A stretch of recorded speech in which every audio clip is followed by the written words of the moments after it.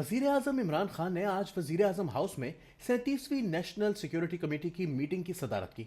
Meeting में वफाकी वजीर दिफा, एनर्जी, इतलात व नशरियात, दाखिला, खजाना, human rights, planning and development, chairman joint chiefs of staff committee, services chief, national security adviser और सीनियर ऑफिसर्स ने शिरकत की। नेशनल सिक्योरिटी एडवाइजर ने कमेटी को बैरूनी मुल्क के पाकिस्तानी सफीर के साथ मुताल्लिका मुल्क में मीटिंग के दौरान बाकायदा गुफ्तगू के बारे में ब्रीफ किया, जो सफीर ने दफ्तर खारजा को भेज दिया। कमेटी ने इस बात पर तशवीश जाहिर की कि बैरूनी मुल्क के अफसर की तरफ से इस तरह की जबान का इस्तेमाल पाकिस्तान के अंदरूनी मामलात में मुदाखलत के जुमरे में आता है। कमेटी ने फैसला किया कि पाकिस्तान मुनासिब डिप्लोमेटिक चैनल्स के जरिए मुताल्लिका मुल्क से पाकिस्तान में सफारत खाने और खुद मुताल्लिका मुल्क के अंदर एहतजाज रिकॉर्ड करवाएगा। कमेटी ने काबीना के 30 मार्च के वफाकी काबीना के इस फैसले की भी तायद की कि इस इशू से मुताल्लिक पार्लियामेंट की नेशनल सिक्योरिटी कमेटी को भी एतमाद में लिया जाएगा। ये इस प्रेस रिलीज का उर्दू तर्जुमा है जो इस वक्त के वजीर आजम इमरान खान के दफ्तर से 31 मार्च को मीडिया को जारी की गई। हालांकि इस तरह के इजलास के बाद एलामिया नेशनल सिक्योरिटी एडवाइजर के दफ्तर से जारी किया जाता है। इसमें अगर किसी जगह साजिश का फिर हुकूमत बदलने या फिर अदम एतमाद वगैरह का जिक्र हो तो इमरान खान या इनके तर्जुमान दिखा दें। आज इमरान खान और इनके साथी असद उमर इस कमेटी के इजलास से मुतालिक झूठे दावे कर रहे हैं, तो वो इस प्रेस रिलीज का हिस्सा क्यों नहीं? इस प्रेस रिलीज को खुद वजीर आजम हाउस ने तैयार किया और इसी की तरफ से जारी हुई। इस प्रेस रिलीज में साजिश या रजीम चेंज के अल्फाज क्यों नहीं? हालांकि इस इजलास के हवाले से भी इमरान खान ने पूरी चालाकी से काम लिया। मसलन नेशनल सिक्योरिटी के मेंबरान में नेशनल सिक्योरिटी एडवाइजर के अलावा वजीर खारजा, वजीर दिफा, वजीर खजाना और वजीर इतलात मेंबर होते हैं। लेकिन इस रोज इमरान खान ने इजलास में अपने हमनवाओं और मनपसंद वजीरों को भी बुलाया, जबकि असल मुताल्लिका वजीर यानी वजीर खारजा शाह महमूद कुरैशी मौजूद ही नहीं थे। इस इजलास में इमरान खान और इनके साथियों ने पूरा जोर लगाया कि सर्विसेज चीफ्स को साजिश के मफरूजे पर हमनवा बना सकें।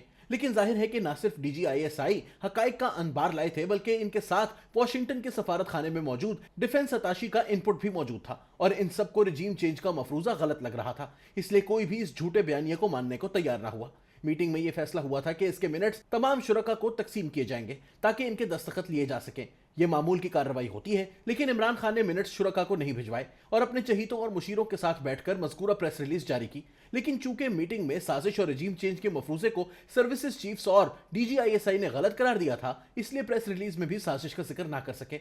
अब जबकि कभी इमरान खान, कभी शेख रशीद और कभी असद उमर वगैरह अपने झूठ के बयानिए जिसके सफारती, मुआशी और सबसे बढ़कर नेशनल सिक्योरिटी पर असरात मुरतब होते हैं, पर सर्विसेज चीफ्स को गवाह बनाएंगे, तो इन सबका तर्जुमान यानी DGISPR वजाहत तो करेगा।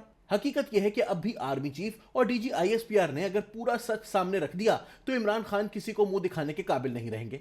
पहली बात तो यह कि मुदाखलत और साजिश में फर्क है। मुदाखलत वो होती है जो सामने नजर आ जाए और साजिश दरपर्दा होती है। मसलन बाज औकात किसी दूसरे मुल्क के किसी ओहदेदार के पाकिस्तान के बारे में रिमार्क्स को भी मुदाखलत समझा जाता है।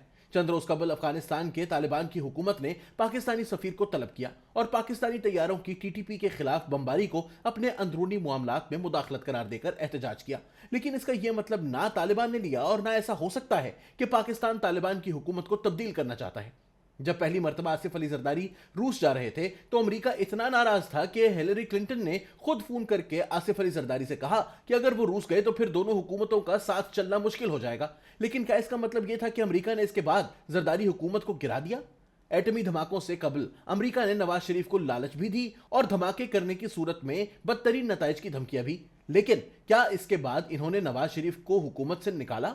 दूसरी बात यह कि अमेरिका जैसे ममालिक बयानात को नहीं देखते, बल्कि जो इनके मफादात के खिलाफ काम करे उसके खिलाफ साजिश करते हैं। अब इमरान खान ने जितनी खिदमत अमेरिका की है, किसी हुकूमत ने नहीं की। उन्होंने तो चीन के साथ ताल्लुकात खराब करके CPEC के मंसूबों की तफसीलात IMF के जरिए अमेरिका से शेयर की।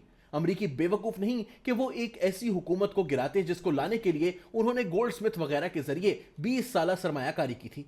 अमेरिका ने हुकूमत बदलने की साजिश करनी होती तो वो पहले से सफीर को बुलाकर इतला नहीं देता। नॉर्थ कोरिया की हुकूमत बदलना चाहता है तो इसके सफीर को नहीं बताता।